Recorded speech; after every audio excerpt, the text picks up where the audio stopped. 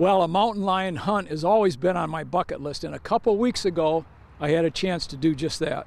I met an outfitter from British Columbia.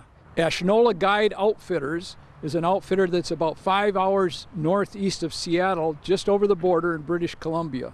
So I made a trip to British Columbia, met up with Daryl and Justin. They've got a great operation. Their cabin sits right in the middle of the mountains. British Columbia is just beautiful, from its scenery to the mountains to the valleys, but I've never been there when there's been snow on the ground, and everything is just beautiful.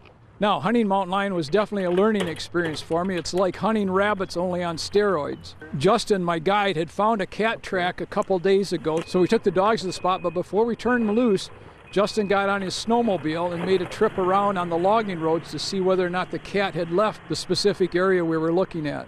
When he came back, sure enough, there were no tracks going out, so we walked the dogs down into a low ravine to see whether or not they could pick up the scent. Now, the dogs are the typical hounds who use red bones, walkers, plots. My favorite dog happened to be a little dog named Dixie, who was a nice red bone. She picked up the track right away, and Justin turned the other dogs loose, and 4 dogs took off up the hill.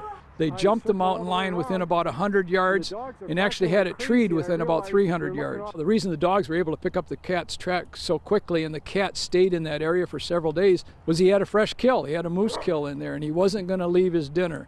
Now, mountain lions are really elusive. They're hard to catch up with, and without the dogs, there's no way you would tree them. So with the mountain lion in the bag on the first day of the hunt, that leaves me 6 more days to go after lynx and bobcats. For ABC 12 News, I'm Tom Wright from Williams Gun Sight Company, back again next week.